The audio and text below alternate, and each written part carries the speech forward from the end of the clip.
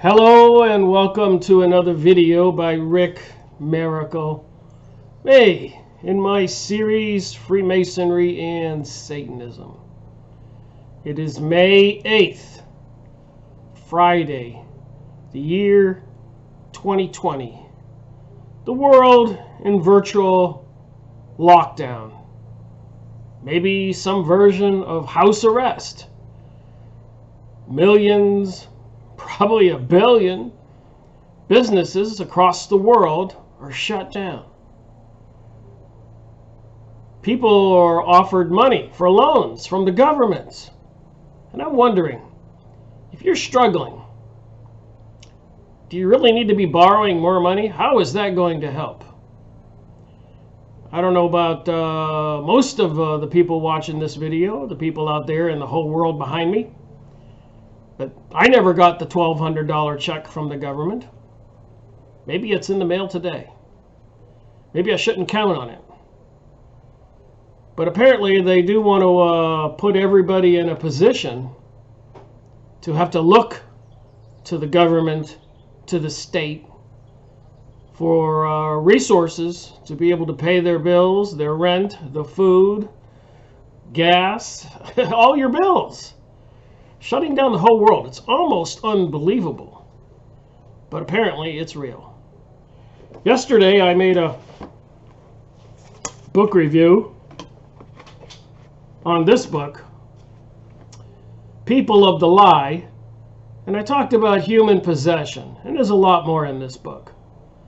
But the bottom line is there's something more to we humans that a lot of people want to contemplate, that want to think about, that want to admit. They're willing to throw God under the bus, believe it or not, and accept the teachings and philosophy of the New Age. Do as thou wilt. And apparently, historically, if you do any research at all, read the Bible, etc., etc., etc., when humans got punished for the past few thousand years, it's because usually they abandoned God and went towards idol worship. All kinds of things can be idol worship.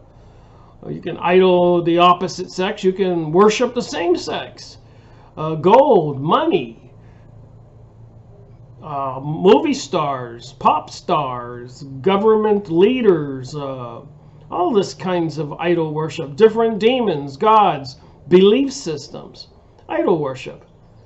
So apparently the first commandment in the Bible, of course, is there's only one God. And I suspect that's similar in other religions. Being a Christian, I can only speak for what I was taught.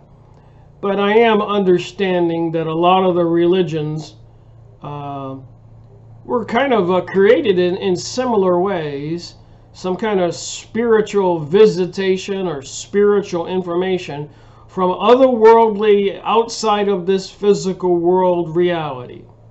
Whether it's the angel Gabriel communicating with Muhammad, Jesus in Christianity, all the prophets in the ancient religions in Genesis and in the Old Testament. And then, of course, in Buddha, in Buddhism, and Shiva, Kali, etc. in Hinduism, Zoroaster in Zoroasterism, and all of the indigenous tribes of people, from the Hopi Indians to the Australian Aborigines, the ancient Peruvians, and even the Eskimos and the Asian peoples all over the Philippines. Ancient monuments everywhere, in Egypt, in Romania, in Ecuador, in the Midwest, all over the world are ancient monuments apparently built before the Great Flood. So I know a lot of people got other things they think is better to do than to ponder this stuff. But maybe it's some pondering we need to do. People need to seek so they shall find, and ask so they shall receive. Because if we continue to operate apathetically, we don't care, we think it's ignorance is bliss. Apparently, the world that's been being destroyed all around us for probably the most of the people who are alive today can remember. It's been nonstop. Boom, boom, boom, boom. You know, whether it's Iraq, whether it's Afghanistan, whether it's Iran, whether it's Venezuela, whether it's the fence in Mexico, the Chinese, the Russians, economic battle between the sexes, the rich and poor, gays and straights. Somebody is dividing us intentionally for a purpose, so we don't ponder. So I did this book review, People of the Lie, talking about possession by a doctor. And there's so many books. I probably have about 500 or more books on these different kinds of topics. I made quite a few videos on it, trying to get the point across. We need to think about this stuff. Weirdly enough, on the top of this book, the page divider, is a picture of a cell phone. I wonder if that's a coincidence. Seems like the technologies are the threats. I didn't put it there on purpose. Just something I used conveniently to mark my page. So this, if you watch this video, what do you think? What did you really think? Do you believe possession is possible? Do you believe in UFOs and aliens? And my girlfriend asked me yesterday, well, you know, Rick, it could have come from some artificial source. These people who were possessed, maybe they weren't possessed. Maybe it was some kind of technology. And I can't argue with that. You know, over in the Himalayas, over here, right above the top of this book, between, right in the corner of this book right here, between India and China are the Himalayan mountains, a place called Shambhala. And there's these secret underground facilities kind of known about all over the world. But Shambhala, right above my head, whoops, right there, apparently this civilization has existed throughout history. And there have been many explorers 500 years ago, before that, after that. And even Jesus Christ is said to have gone to China and India for the missing years of Jesus Christ. So could these people have technologies to induce transmissions of information in people's minds and holographic images? I'm not going to throw that out. It could possibly be the explanation. It could be some secret entities on this planet messing with us.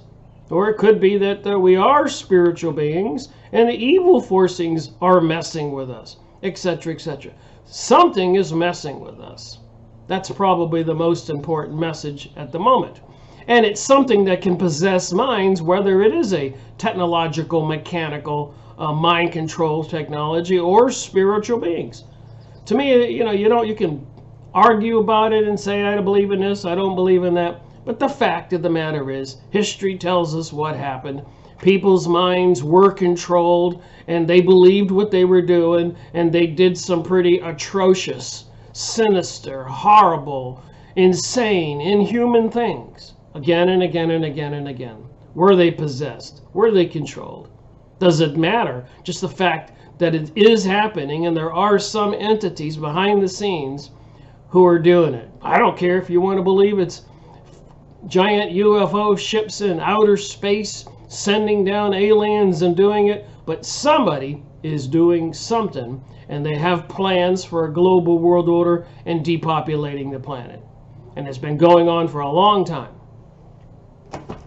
So, I want to talk about the Utopian Road to Hell.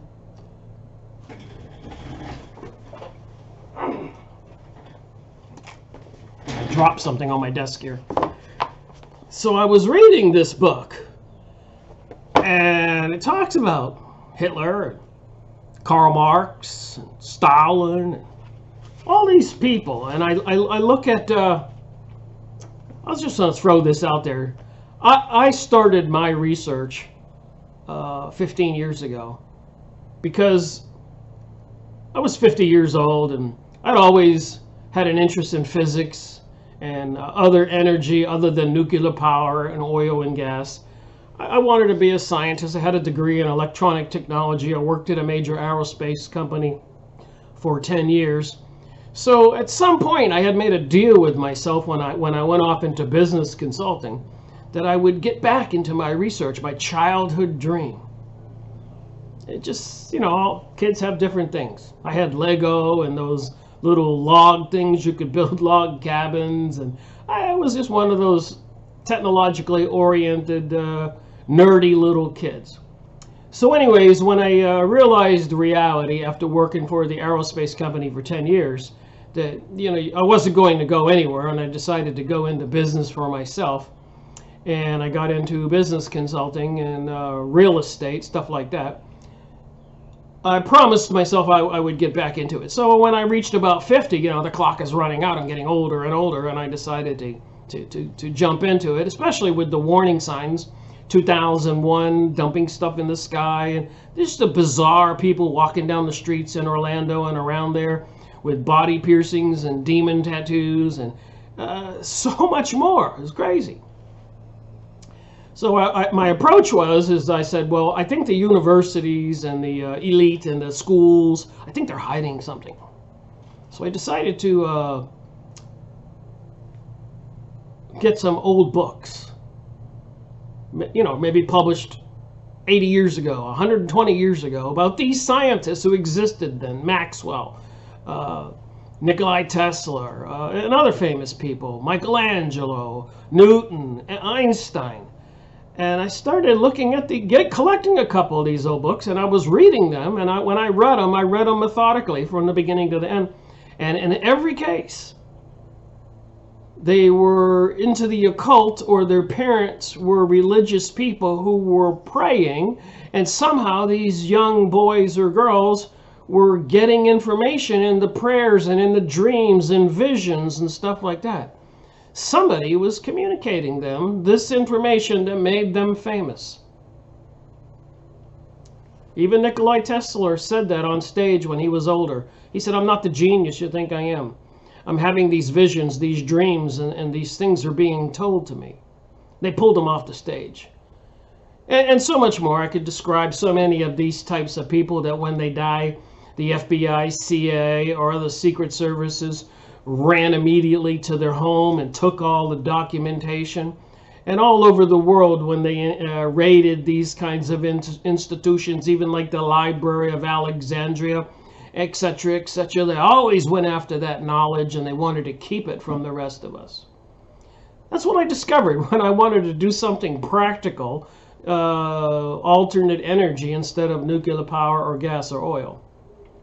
So when I found that out, I started reading some books. I joined the Dowsing Association, the people who use pendulums and sticks to find water. I read about the Hawaiian kahunas, the witch doctors, the shamans, and many, many other books about ley lines all over the planet, these electromagnetic lines from here to here to here that divide up the whole planet east and west. And if you happen to build your house and have your bedroom right on the cross of one of those ley lines, it's almost inevitable you're going to be in an eddy current, like a little tornado of energy when the two ley lines cross magnetic fields, and it's going to cause disturbances. And if your head is on that particular ley line, you're going to probably get cancer in the head or a tumor. If it's your feet are going to have a problem. If it's your stomach's going to have a problem. And I've gone over the books on these issues, and I read them for almost 2 years before I came across the conspiracy theory sort of information that showed that these people behind the scenes have all this knowledge and are using it to their advantage. Anyways, I want to make a point here. I've been studying this stuff for years. Not that I want to study witchcraft or the occult. And I don't think being a shaman in Hawaii or an American Indian or an Aborigine or any other ancient native peoples or the people who got all the religious information, Jesus Christ from the spirit world, Muhammad from Angel Gabriel, I don't think they were all into witchcraft and evil things. I think that stuff is somewhat normal and part of human reality, spiritual reality. So I think you can communicate with your subconscious mind. But I believe there is good and bad, and people have been hiding the good, and the bad people have been using it all these advanced ancient technologies or mysticism or witchcraft or cults for themselves. But the point is, so I learned something with the pendulum. And with the pendulum, it can tell you, you can put it over to a watermelon and it'll tell you if it's ripe. You can put it over a woman's stomach when she's pregnant and ask a question in your mind. Is it a boy? And it'll go counterclockwise. Or is it a girl? It'll go clockwise. So you can get these signals, and if you're a psychic, and a lot of people know there's psychic offices all over the towns and cities across America and the world, people go see psychics. Apparently they can communicate with the spiritual world. I really don't have a big problem with that. I know that in the Bible you're not supposed to get into divination because it is something that requires somebody to understand, like a religious priest or a scholar or something like that. But I'm a scientist. So I look at it from that point of view, and communicating with the spiritual world is not so bizarre to me. So one of the things I learned is you can tell the nature of a person, whether they are good or evil. It's like a plus or a minus, a polarity on a battery. And if I ask for my will, plus, and it's going off to the left, or minus, and it's going off to the right. It switches on its own when I say the words. I know you don't believe me, that's not the point. So I take a picture of myself, or I take a picture of one of these guys, and I put the pendulum over the picture, and I said, show me this man's will. And I just let my hand go there, and it does it on its own. So if I put a picture of me and my will is positive, I'm not a person who has a propensity to want to do evil things and take from people. I'm kind of a giver. I've been making these videos for free for 15 years, researching and giving out the information. And some people are really evil, and if you put it over the pendulum over the picture, it'll go in the opposite direction and show you evil. So apparently we have two components to us. One is our will, our conscious will, what we do. You've met unkind people and you have met kind people. Unkind people have a negative will and kind people have a positive will. Make sense? Okay, then you have the gut, the spiritual unconscious self. And you can have a positive gut. It's like a second child, if you understand anything about New Age teachings or chakra systems or the spiritual self, the will, etc. Or you can have a negative will. Cut and dry. Positive or negative will, positive or negative gut. It's in the teachings, the Hawaiian kahunas, the dowsing materials, Mr. Mesmer, who was teaching dowsing and going around all over Europe for the Catholic Church, helping towns find water when their wells went dry. He would walk around with the pendulum or the stick. Okay, so you got the idea. So some people, make my point here, that when I would put a pendulum over their picture to see if they had a positive or negative will, the pendulum would gyrate. I'm not kidding, it would start gyrating. It wouldn't give me a positive or a negative. And it perplexed me. That's why this whole explanation. It perplexed me for quite a while. I said, wow, why does George Bush Sr. give me a completely negative will? A completely negative gut. Dick Cheney, completely negative will. A completely negative gut. But George Bush Jr. gave me a gyrate. And I noticed when he was doing speeches, to me, he looked like he was a different person in the speeches at one time or another. And I remember telling myself this back then, that man is possessed. And then I take the pendulum, and I used to do this at parties. I would let people line up and they could ask questions, and Mr. Pendulum would answer the questions. It was just a joke to me. The pendulum did it. I didn't control it, and I didn't want to get into the occult. I just was understanding what all these famous scientists like Nikola Tesla and Newton and Michelangelo and Maxwell and all these people were into. I was experimenting and reading the books, and for a couple years before I found out about the conspiracy theory and all these negative forces, Kabbalah, mysticism, witchcraft, Zionism, secret societies controlling our politicians, Hegelian dialectic, all that evil stuff. I didn't know about it. I was into something practical. I wanted to know about alternate energy, so I went to the old books of scientists we all know, and I found out they were all into this occult type of stuff.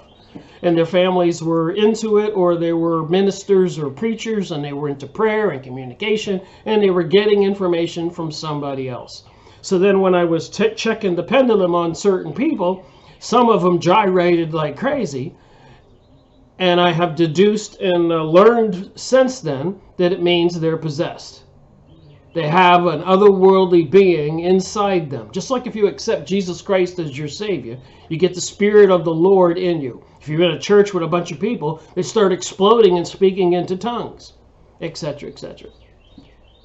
So apparently, certain people, I don't want to name any names, but if they act very arrogant and brag on themselves to the nth degree or act hysterical or crazy, apparently, and they're into the occult and they had a Kabbalah teacher or they went to witchcraft covens and all that, secret societies, these rituals and all that, apparently, it's likely, if they're acting bizarre on the TV and other stuff, it's likely, and there are some politicians in place right now in our world controlling things, it's likely they're possessed. With that said, I'll get to the book. I made it on this one because, again, I don't believe in coincidences. These videos I make and the sequence I make them, it's just intuitive. I ask the higher power. I ponder. I don't push myself. I don't just randomly walk in there. It catches your eye. And I'm sure it's happened to lots of people. Coincidences, seeing things that are psychic, out-of-body experiences, after-death experiences, a gut feeling something's not right. You know, we need to go with that gut feeling. So, I'm going to start right here. Satanic influences on utopian tyrannies. Satanic influence on utopian tyrannies. So who would be a tyrant? Stalin killing millions, Mao killing millions, Hitler killing millions, Karl Marx hating all kinds of Christians and religions of all kinds, wishing death on the world, the husband of the queen, the prince, that said if he dies and he's reincarnated, he wants to come back as a virus to kill everybody, and other people that have been bombing all the cities in the Middle East, presidents and other people, tyrants, and into the secret societies, and one or more of them is the head honcho because he's possessed and he freaks out the rest of the organization, but he has all the confidence that all the other people follow him like sheep, going out there destroying our whole world. Tyrants. Satanic influence in utopian tyrants. Okay. Read from the book, now that I've set the stage for the conversation. Utopians running for office promise a perfect and equal life for all. They all make these promises. What did Obama repeatedly say? Change, change, change. And Trump, make America great again, make America great again. And neither happened. And the presidents before that, crazy Clinton gave us crazy Bush Jr., etc. Kennedy wanted to expose all of this, assassinated, and it gave us Johnson, who was an insider, one of these tyrants, the things that he did. So we've had tyrants for a long time, and if you should accidentally get a good person like Kennedy, they'll take him out. All right, rather than simply promising equal opportunity, however, they guarantee the unobtainable goal of an equal outcome for everyone. So they promise this unattainable goal, sustainability, equality, impossible to deliver, but they'll promise us anything to get into power. And they have huge organizations behind them, and usually they get these people into the cult, and apparently if they do become possessed, they make a perfect candidate to have. And think about this. Trump is 70 years old. and these politicians are all older. Do you have that kind of energy? And if you're 70 or 65, I would highly suggest you don't. It's not fathomable to understand where these people get this kind of energy. Even Hillary Clinton was said to have looked completely different, regenerated on numerous times. You suppose getting into the occult, doing these rituals, getting possessed by these entities can give a person the strength, and then you listen to what comes out of their mouth. It's not human. It's inhuman. It's bizarre. So they promise us anything. They have a highly out of this world intelligence ability, and so they can't deliver is what I'm trying to say. Once utopians are in power, according to this book, page 7, their inability to deliver an equal outcome leads very quickly to totalitarianism, because their utopian visions requires central control of all resources. Huh. When was this book published? William Murray, 2016.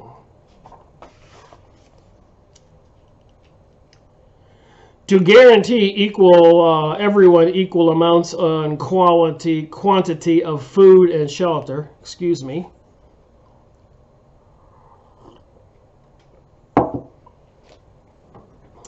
the free marketplace can never be trusted because some people must inevitably acquire less than others. Another aspect of the desired equality is that work must be provided for everyone who wants a job, even if it is work that does not need to be done. Nowhere is there more documented proof of the failure of utopian central planning than in Eastern Europe under imposed communist rule. And make no mistake about it, the Bolshevik Jewish people and the Kabbalah philosophy brought us the communist rule. And untold millions have been killed, largely through starvation. And apparently these Kabbalah communists and their satanic tendencies are not satisfied enough just to kill. They have to take people into captivity and get them in dark places and spend a huge amount of time unimaginably torturing people to feed some kind of satanic need, making them swear allegiance to the devil and do some other horrific things mentioned in this book. It's just something unspeakable about what I have to talk about, what they do. It's the opposite of love. The late Lutheran pastor Richard Wormbrand, having endured torture at the hands of those who believed they could replace God with government, described the utopian communist era under which he suffered as being satanic. So the Lutheran pastor in the communist world after World War II, all these countries were under communist control, Romania, Poland, Russia, all that stuff, half of Germany. And so he was tortured. And this pastor said what they did and what they said to him and many other people in the prisons was satanic.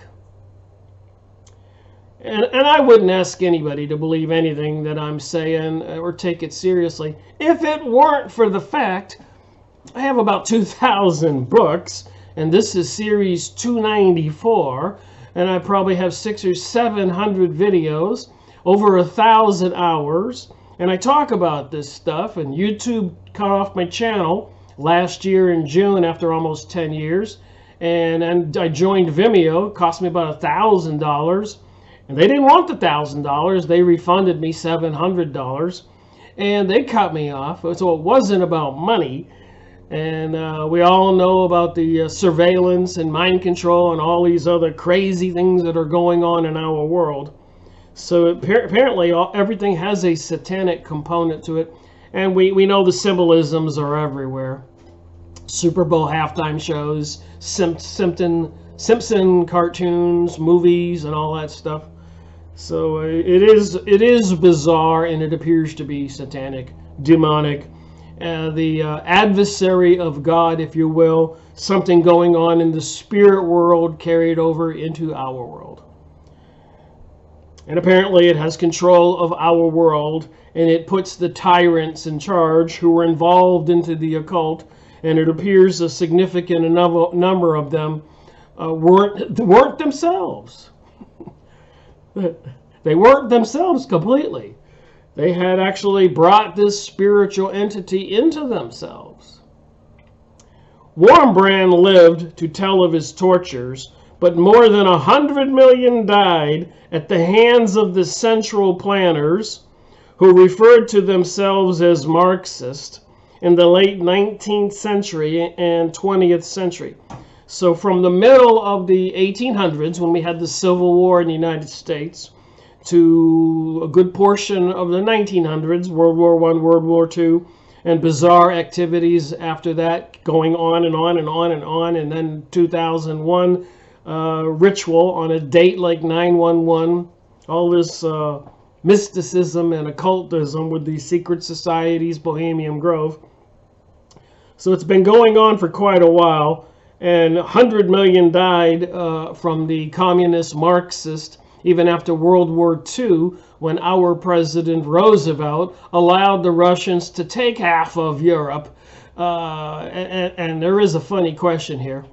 You know, would it have been better for Germany to organize all those Baltic states and states above my head close between Russia and Germany, or let the communists have them to kill 100 million or more, and then move on to China killing untold people, and then eventually taking over the politicians in Central, South America, Africa, Australia, New Zealand, and the whole world, planning to probably depopulate the planet by billions of people? Would it have been better if Germany had been allowed to have a trading group like the North Pacific Trade Agreement or North Atlantic Trade Agreement, etc., that we've all heard about over the years?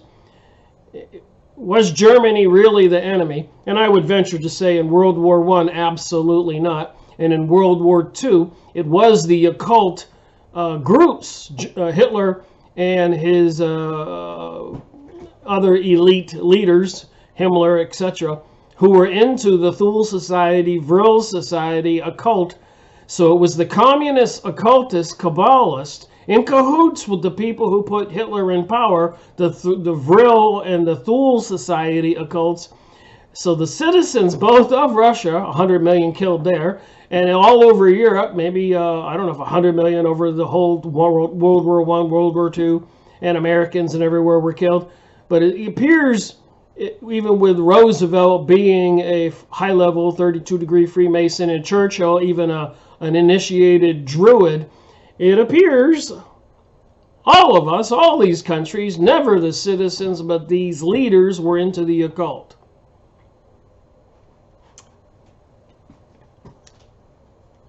So that's why they had to destroy Germany. Actually, let's call it Prussia. All these countries, that my hand is right here, all these countries between Russia and England's over here, the island.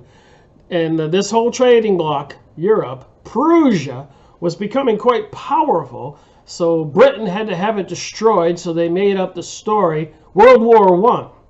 Germany, Prussia did not want World War I. And the communists were pretty busy with the attempted revolution in 1905 and another one before that in 1895 or something. So the communists were busy. They were busy taking over the United States leaders and leaders all over the world, the secret society, satanic groups calling themselves many names, Rosicrucians or Freemasons. And I don't mean all the lower level people in these organizations. Give me a break. A lot of these lower level people, like your uncle or your father or your brother or whatever else, they didn't know what was going on. And if you read the books, the high level people that control these organizations laugh at the lower level people and say they don't know what's going on. They're promised a utopian world and all kinds of power and mysteries to learn, to suck them in. So don't be saying, hey, my father or grandfather was a Freemason. You can't talk bad about them. Well, read the books, please. So anyways, Wurmbrand first suffered under Nazi central planners in World War II, and then spent 14 years in communist prisons in Romania. Romania! Right here. So half of Europe. Europe was cut right here in half. Excuse me if I can move my hand the right way. Europe was cut in half right here, and half of Europe was given to the communists who were killing 100 million people. But we all know that. And then the 80s or whatever, early 90s, they were taking down the Iron Wall. It's because they could take down the Iron Wall because they had the rest of the world. They weren't going to just do what they did here, killing 100 million and all these people. Now it's the world, and I've been saying that all along. If we don't expose these criminals back then, 2001, World War I, World War II, Kennedy's assassination, the Oklahoma City building bombing, all this stuff. If we don't expose these people, I've been saying it again and again and again, the problem will come to roost right in our neighborhoods. And it is the whole world. And I'm not the only one who said that, of course. So he spent the next 14 years after World War I in communist prisons. So I bet he has a story to tell. Pastor Wurmbrand was repeatedly tortured while in prison and came to believe that the real force behind Karl Marx's hatred of Christianity was Satan himself. See, you've been listening to my videos. You go, is Rick crazy? But he keeps popping up with these books. Confirmation of what he's saying. Book after book after book after book after book after book.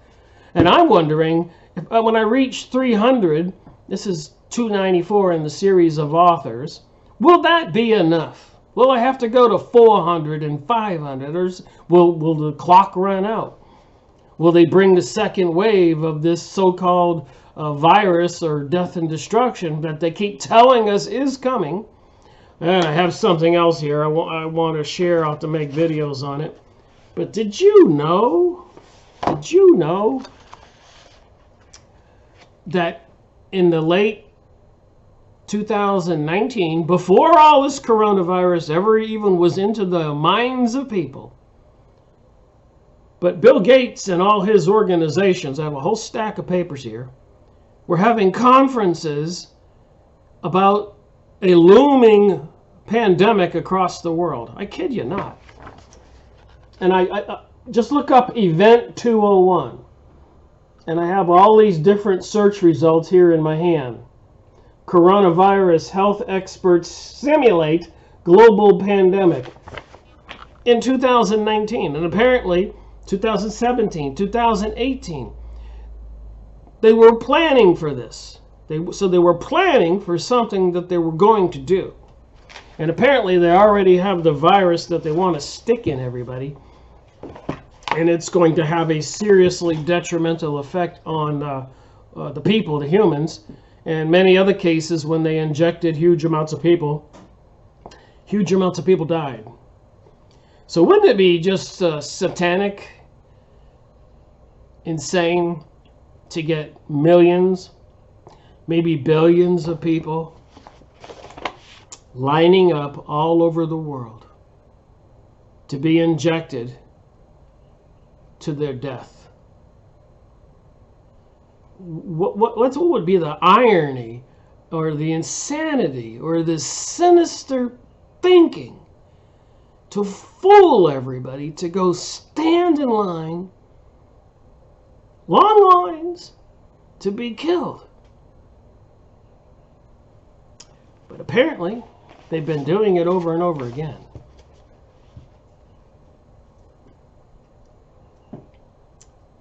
In fact, Pastor Warmbrand, his persecutors often as much as admitted that they were motivated by the satanic hatred of Christianity. This is a pastor in prison in the communist nations.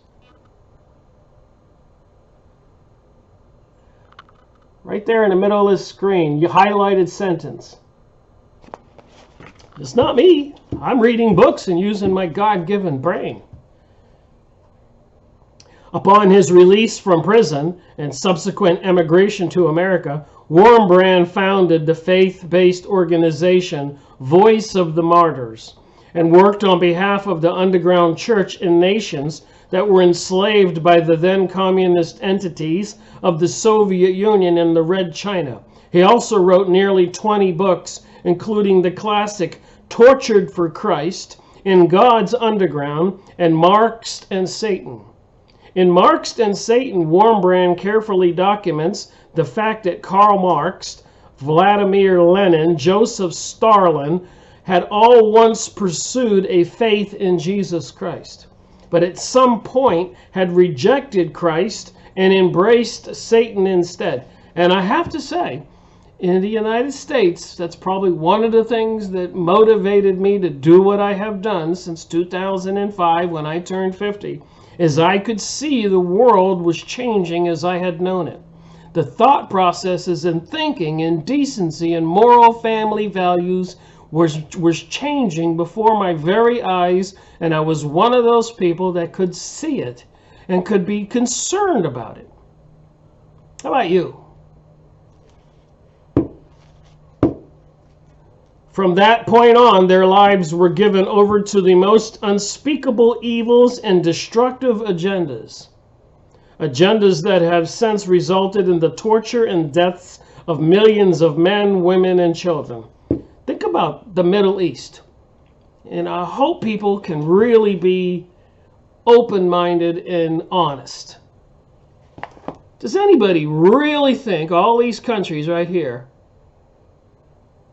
in the Middle East, that they're all evil people and they should have been bombed and destroyed in Palestine, dumping fluorescent phosphorus, molten lava, liquid metal from the sky on men, women, and children over the towns? Think of the insanity. Depleted uranium shells in Iraq. It's not going to go anywhere. It's going to keep on killing for years. What kind of mind would do that? Only a satanic mind, in my opinion.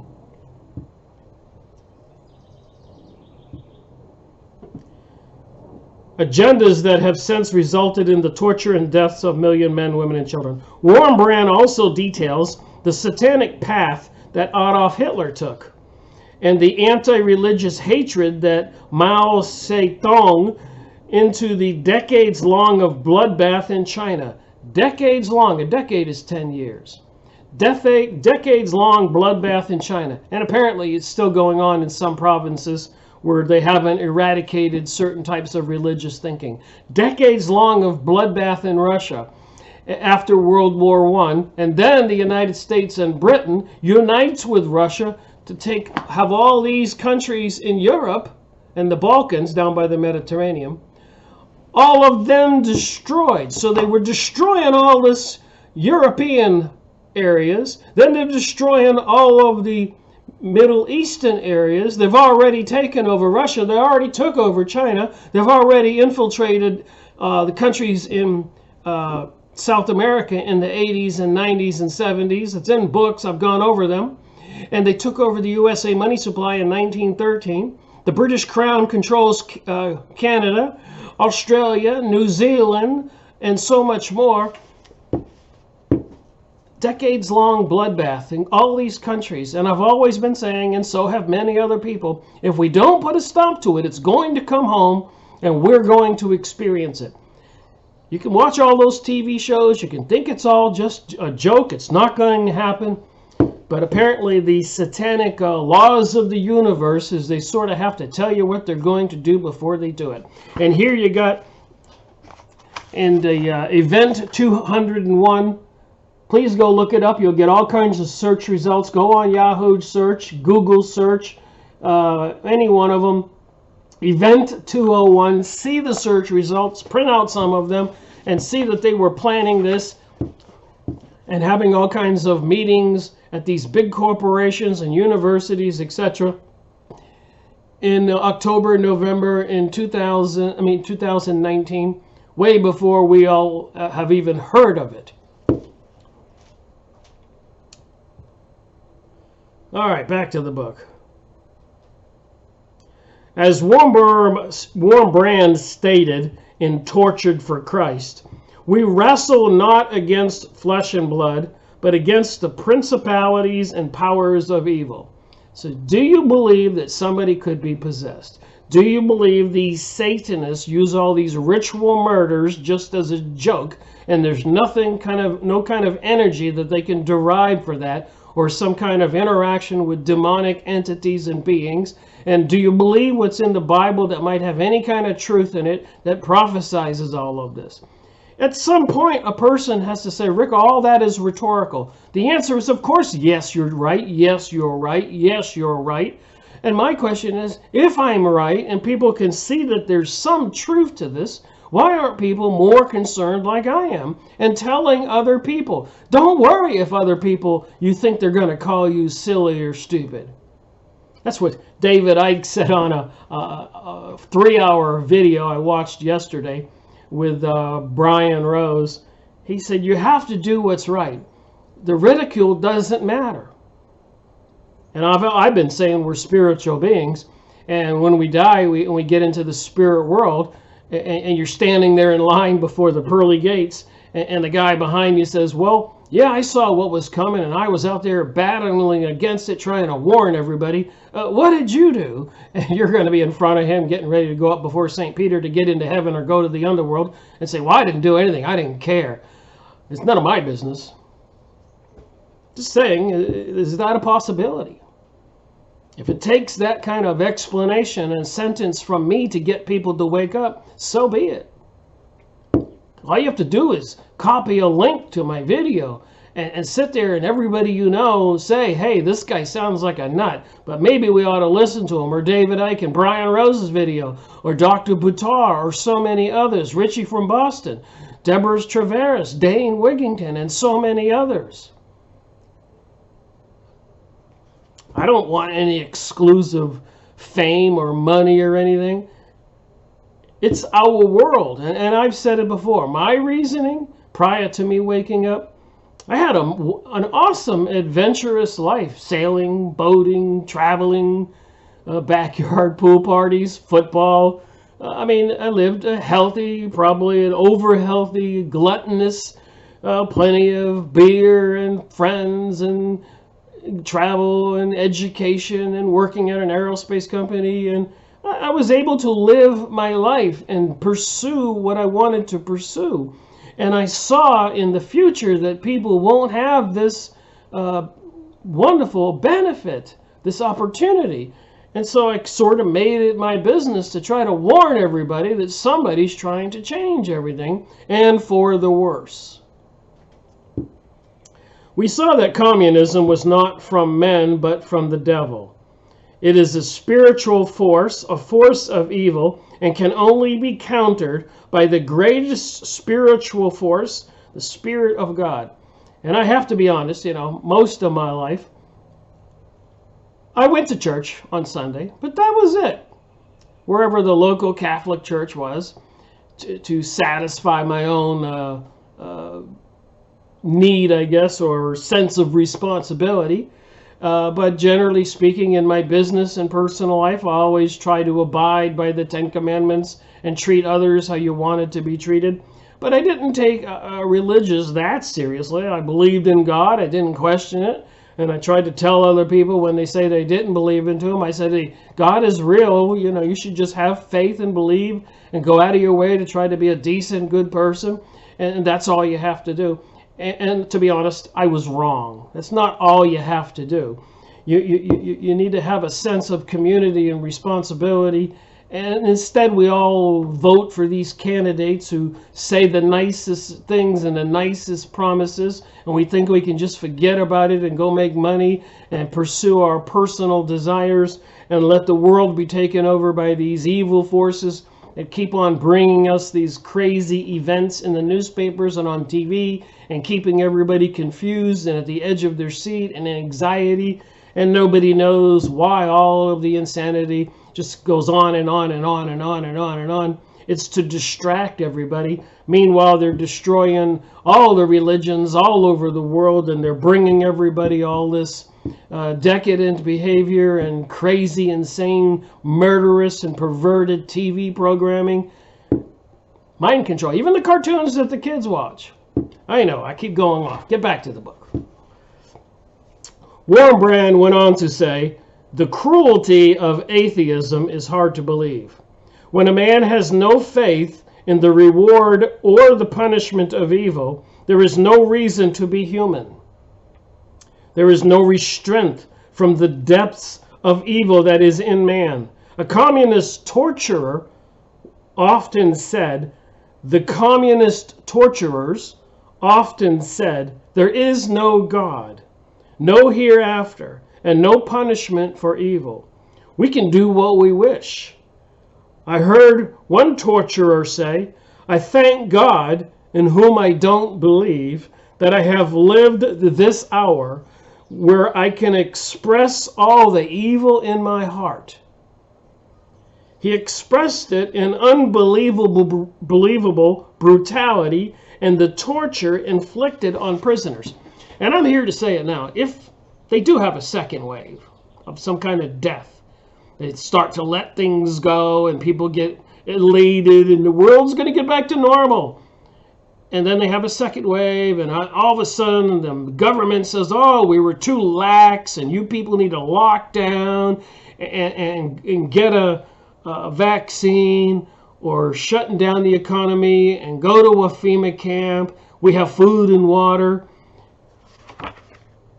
The unbelievable brutality and torture inflicted on prisoners. Do you think they're going to force everybody into those situations, whether it's a vaccine or a FEMA camp, just to let everybody loose and get everything back to normal? Did they do that in Russia? Did they do that in China? Did they do that in Europe after World War I and World War II? Did they do that in the Middle East? It never gets better. Just an FYI. The maniacally evil guard, and others like him gladly followed the lead of the man by whom they were inspired, Karl Marx. Yet according to Wurmbrand, Marx was really never an atheist. He believed in God, but hated him, and chose to cast his lot with Satan. It became Marx's lifelong goal to destroy organized religion. And in his efforts, he brought untold suffering on the world. Of course, Marx himself believed that he was building utopia, a perfect society for all people, which he alone possessed the knowledge and ability to create. One wonders if Karl Marx actually made a deal with the devil. Was he possessed? He certainly wrote about it. According to Wurmbrand, though Marx professed to be a Christian as a teenager, not long after his high school graduation, he began writing a series of anti-Christian and anti-God poems. One of them included the line, "I wish to avenge myself against the one who rules above." Communist thinking. I wish to avenge myself against the one who rules above. Now you know why all the propaganda in the schools and the whole media and everything else is trying to get people not to believe in Jesus, not to believe in God, not to believe in Muhammad, not to believe in Buddha, not to believe in Shiva, Kali, and all his religious teachings all over the world. I wish to avenge myself against the one who rules above, is what he said in his poem. The communist thinking. the people who control our world, calling it socialism. Make no mistake, this is what it appears to be after me reading for 15 years, making all these videos. I believe I have some sanity and education about me. I make these videos. Sometimes I might get a little emotional when I'm over the book review. I go about my business. I run my business. I work in the garden. I go to listen to old-time music or the bluegrass music downtown, have a beer at the many breweries in my town. I have a lot of friends. I always had lots of friends, and boating, fishing, sailing, motorcycle riding. But I can read and I can think, and of course when you're actually in the middle of reading it and thinking it, it just boils you over sometimes. But I don't act like that all day long. I don't have any kind of, even think about it. I got too many other things. I used to, at 1 o'clock every day, I couldn't wait till Perry Mason came on. Or then when I was watching the Battlestar Galactica series, or the Star Trek series, or all these different series that came out, I got engrossed in that and had a daily thing and have a cold beer, making meatballs and spaghetti or a pizza or black beans and tacos. And in other words, I'm not consumed and obsessed with this stuff, but I can read and think and take action and understand what's going on. Here's one of Marx's poems, Invocation of One in Despair. He spoke as though he were Satan himself. So a God has snatched from me my all.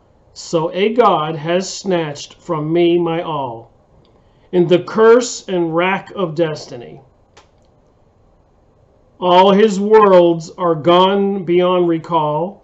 Nothing but revenge is left to me. I shall build my throne high above.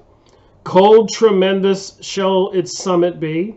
From its bulwark, superstition's dread. For its marshal, the blackest agony. Who looks on it with a healthy eye, shall turn back, deathly pale and dumb, clutched by blind and chill mortality. May his happiness prepare its tomb. So if Karl Marx was possessed by the devil himself, it sounds like it's the devil saying that poem, I shall build my throne high above.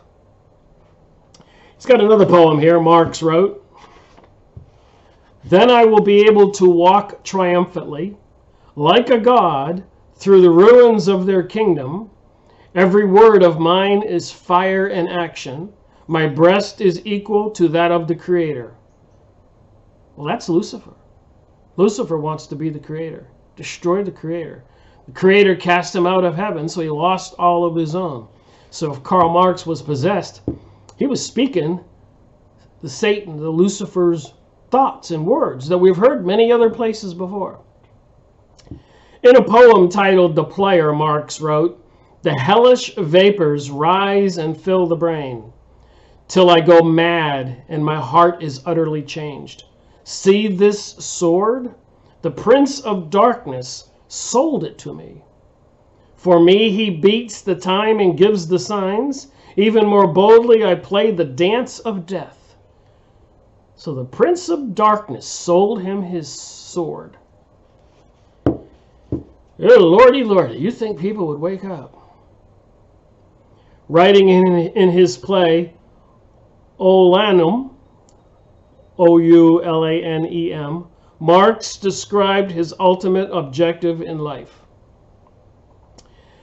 If there is a something which devours,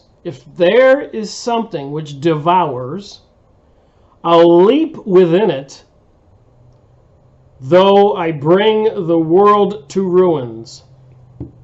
Wow. The world which bulks between me and the abyss. So the world between him and the abyss, maybe planet Earth, is going to bring it to ruins. I will smash to pieces with my enduring curses. I'll throw my arms around its harsh reality. Embracing me, the world will dumbly pass away. and then sink down to utter nothingness, perished with no existence, that would really be living. That would be really living. Did you hear what I said? And at the end of the poem, that would really be living. So I've said this before. They want to take everything with them into the abyss, the underworld, to cast out angels and demons. They don't. That's why they have to mess with us when we're in these bodies and what we believe, so that we will unwittingly go into the satanic world and join them and turn away from God. And again, I've never been a religious scholar or student. I read books and I come to conclusions. I read books, I come to conclusions. I've made all these videos, and I expect people to watch my videos or other people's videos. And a lot of people out there are concerned. With David Icke spent 30 years writing all those books, and so many other people, William Cooper, Dane Wigington, Geoengineering.watch, Deborah Chaveras, all these people. Deborah Chaveras was in home building construction. All these people didn't have to get into this. David Icke was a sports announcer, a TV announcer on CNN. No, I should say BBC, etc. So many people walked away from these high-paying jobs and spent their lives trying to warn people. Wurmbrand believed Karl Marx was himself inspired by a satanic madman, the Marquis de Sade, who penned vile pornographic and died insane in prison. It was de Sade who said, "I abhor nature." He hates nature. "I would like to split the planet, hinder its process, stop the circles of stars, overthrow the globes that float in space, destroy what serves nature, and protect what harms it." He wants to protect what harms nature. "In a word, I wish to insult it with my works." I guess these people really hate God. "Perhaps we will be able to attack the sun, deprive the universe of it, or use it and set the world on fire. That would be real crimes." Marx's writings were filled with similar rantings, but in Wurmbrand's mind, they were not the words of an atheist, but a man who had given his life over to Satan to be his servant on earth.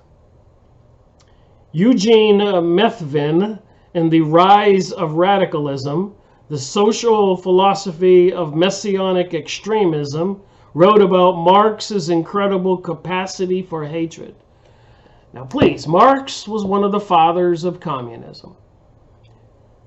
Communism has taken over half of the world. They have communist philosophies going on all over South America and now America with the New Age.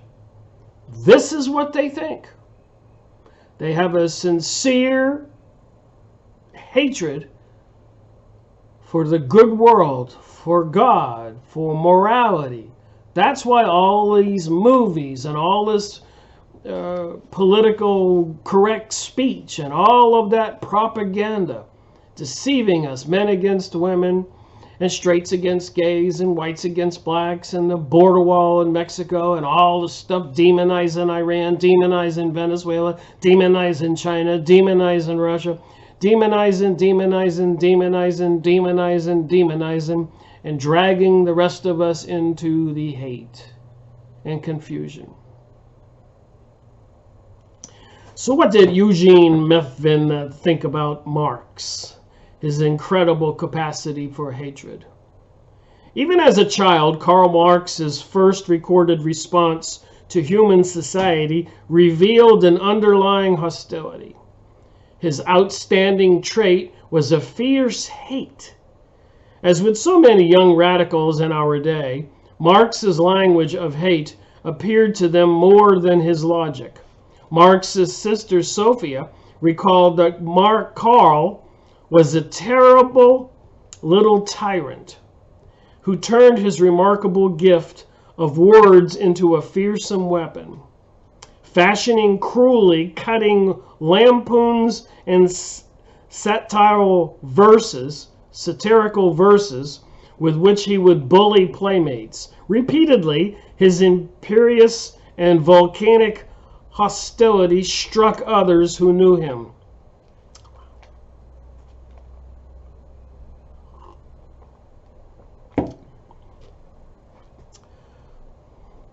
The Russian liberal Paul Anakov found Marx at 27 haughty, almost contemptuous. His sharp voice rang like metal, remarkably suited to the radical judgments he habitually delivered on men and things.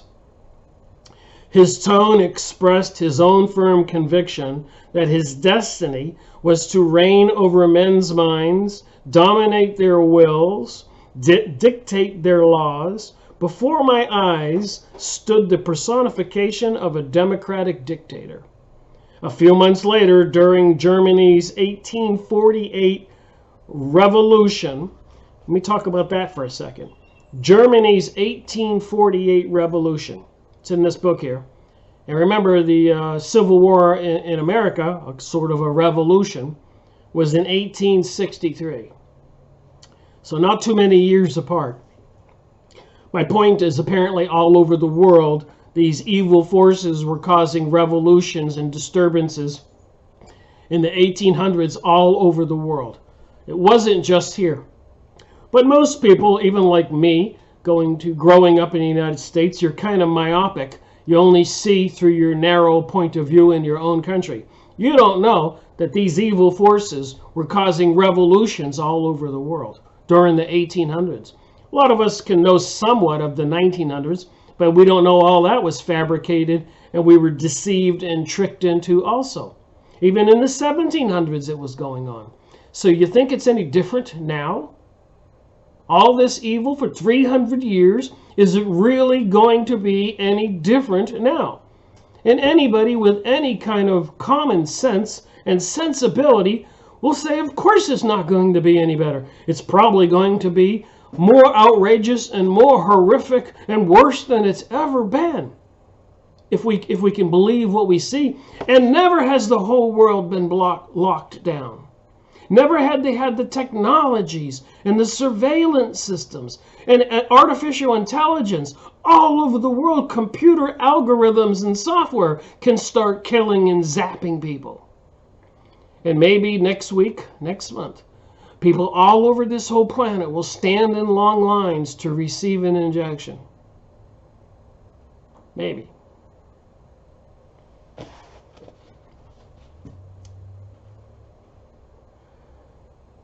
Never have I seen a man of such offensive and insupportable arrogance.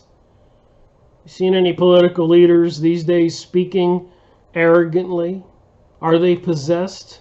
Any presidents who have ever studied the Kabbalah, the cults? Any of them come from the skull and bones that appear to be possessed? That's rhetorical. Recorded 19-year-old fellow delegate Karl Schwartz, who later immigrated to America and became a noted journalist and political leader. Okay, here we go. A Prussian officer. So remember, all over Germany, it wasn't Germany, the whole area here of Europe was Prussia. And the Prussian Empire had a big trading bloc. Hungary, Romania, all the countries this side of Russia and this side of Britain. Here's Britain. So all these countries had a trading bloc. Prussia.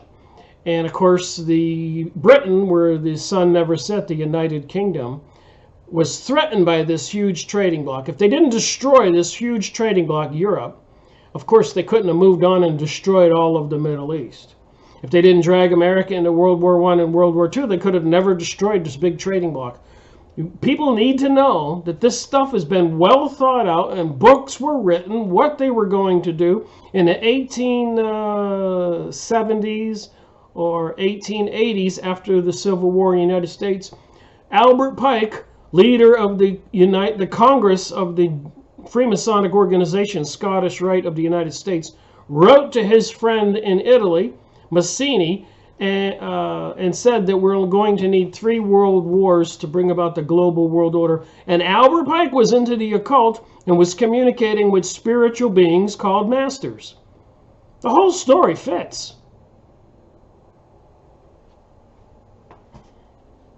A Prussian officer who knew Marx at the age of 30 said of him, "He laughs at the fools who join his proletarian litany." And so do the Freemasons and all these other secret societies. They laugh at the fools that join them. The organizations of the New Age groups probably laugh at the fools that join them. And all these other cults that convince people to leave their churches and abandon their parents and families, they laugh at all these fools that join them. They know what they do.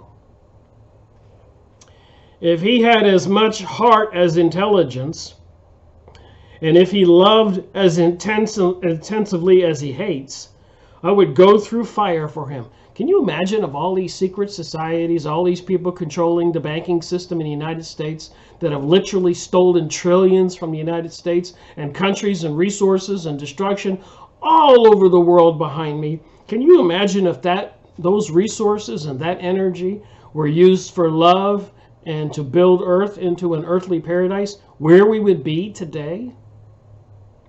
But they hate God. And there's only one group that I can think of that would hate God that much, and it's in Revelation 2.9 and 3.9. It's a little country right now that has become the technological country of the world, controlling a lot of resources and technologies and monies and banking systems. Apparently, if you look up banks owned by Rothschilds, you're going to find out that pretty much every bank, the list is long, page after page after page, all over the world, they do have control of the world. If they had only used that energy for love, can you imagine the gifts that God would bestowed on them if they'd have done good things to the planet? I suspect God is a very patient God, but at some point, if you know anything about prophecy, all of this is going to come to a head, and there'll be a big separation and a judgment. And again, I'm just reading books, and I learn as much as I share in these videos from the books that I read. I've never been an overly religious person. Mostly pool parties, boating, fishing, water skiing, surfing. My friends used to call me a party boy. But personal ambition in its most dangerous form had eaten away anything that was good in him. Everything he does is aimed at acquisition and personal power. I remember George Bush Sr. Speaking on TV once, talked about the troublesome time with George Bush Jr., where everybody had the lowest poll ratings and 9/11 had happened, and it was obvious he wasn't, the Republicans weren't going to win the next election because of the audacity that came out of the George Bush administration and all of that stuff. But anyways, George Bush Sr. was standing there at the podium, and he had like a tear in his eye in a solemn manner. And he said, "It's so sad. My son Jeb will never get to be president." You talk about audacity. He was president. His son was president. These people thought they were going to have a dynasty and rule everything. And I'm finding out when you talk about a lot of these elites in America and all over the world who do come into prominence and money and power, and their family members go to the right colleges, and you see the same name, boom, boom, boom, century, decade after decade. They really, once they get there, they don't want to leave there, and everybody else has to be suppressed so they can stay there. It's just downright evil. Well, I need to end this video. It's at 1 hour and 14 minutes. So let me read the next paragraph and see if it's an appropriate place to finish to get my message across. Marx was energized by a satanic hatred not only of God and Christianity, but of organized Western civilization. The global world order. Even the Pope is calling for it. It was his goal to destroy everything he could. So just remember, this is what's planned. And they have the electronic technologies and computers and AI and the power, and they've mind controlled a lot of people. The stage is set. It is his goal to destroy everything he could. In fact, one of his favorite quotes from Mephistophelius in Faust, Mephistophles, you pronounce it, sorry. Fourth sentence down, Mephistophelius, I can't even pronounce it, in Faust. All right. Was everything in existence is worth being destroyed. Interestingly, Satan of the Judeo-Christian Bible would seem to agree. His very purpose is to steal, kill, and destroy. That's in the Bible, John 10-10. Two of those who followed Marx in believing that central planning, world lockdown, 5G, chemtrailing, destroying the resources all over the planet, and everything else we've all seen happen, the central planning, global world order, had to stop there, can create utopia on earth, also had a hatred for God. So the people who want to bring us a global world order and are tricking everybody into it, even some psychics or astrologers on videos that I have watched recently, said, you know, Venus or Saturn is moving into Aquarius and everything is going to change with the alignment of these planets. In the grand experiment, we all need to go along with it. There's going to be some tumultuous times, but the utopia will come afterwards. And I'm sitting there listening to, I don't want to say his name, there's several of them. You can watch popular astrologers and listen for yourself, use your discernment. But the central planners can create utopia on earth also had a hatred for God. Vladimir Lenin and Joseph Stalin were both energized by a demonic hatred of Christianity and the one true God. So if everything I said here is true, and anybody wants to predict, prophesize the outcome with all of that hate I just read of God, all of their plans and all of their destruction, you don't have to be a psychic to actually probably make a correct prediction or prophecy about the future. But I'll end this video on a positive note. We all have a choice. We can go with the hatred or we can go with the love. I said in a recent video that this is a time with a world lockdown and probably half the planet financially struggling or whatever, or lonely, questioning, confused. This is a time to bring family members back into the fold, to call them up. How you doing? If you're running out of money, come live in the basement. Come take the spare bedroom. Get out there, and if you have the financial means, help other people. Take the 50% who can pay the rent or own a home and help the other 50% who can't.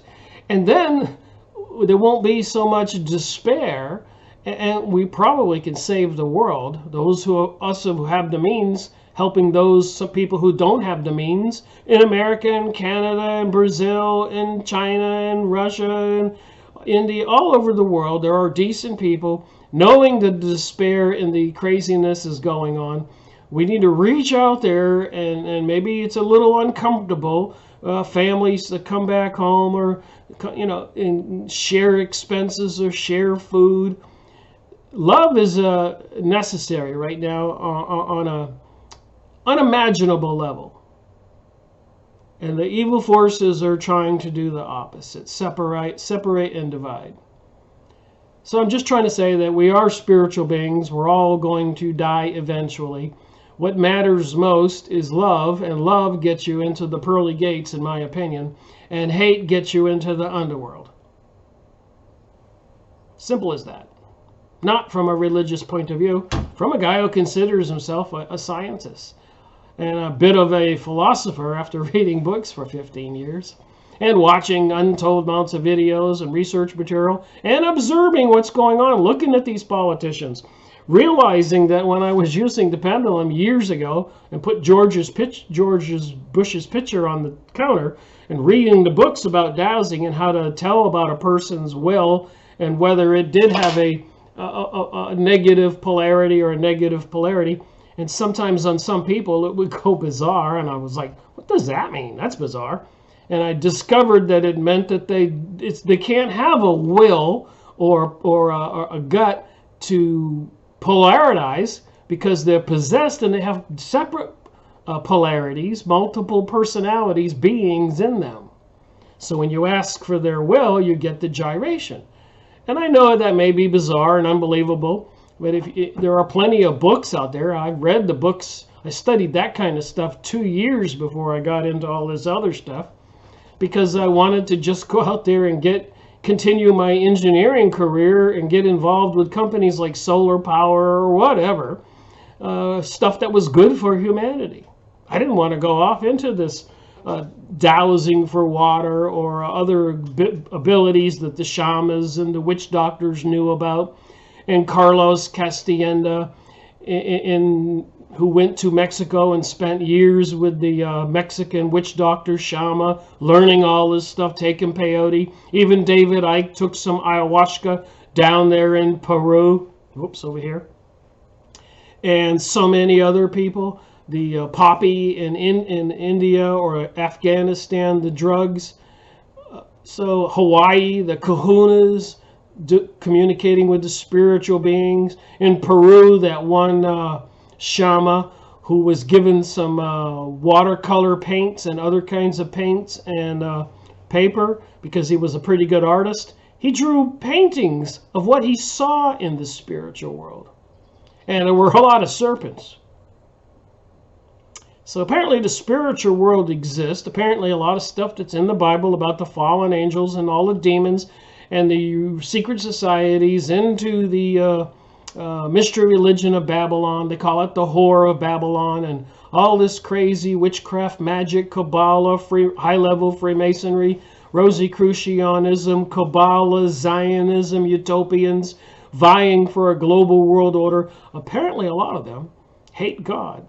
And anybody who loves God or morality and the Ten Commandments and decency are aligning themselves with God, so they hate them too. They want to drag the rest of us down into the pits with them. So it seems, as bizarre as this conversation is. But I made a lot of videos, and you can, don't believe a word I say, but you can take some notes and go look it up and use your common sense and discerning mind. Decide for yourself, and the life that you save, the soul that you save, may be your own. And of course, a lot of people out there don't need this message. They know this already. And I would encourage people who do to get out there and share. And again, one way we can all help the whole world is if we have the means, if we have a house, if we have some money, I don't care what country you're from, now is the time to reach out and try to help people who might be in despair. If there was ever a time, this could be a very important time to all of us get together, share and love each other, help each other, not be divided. Thank you for watching my video. Rick Miracle reporting.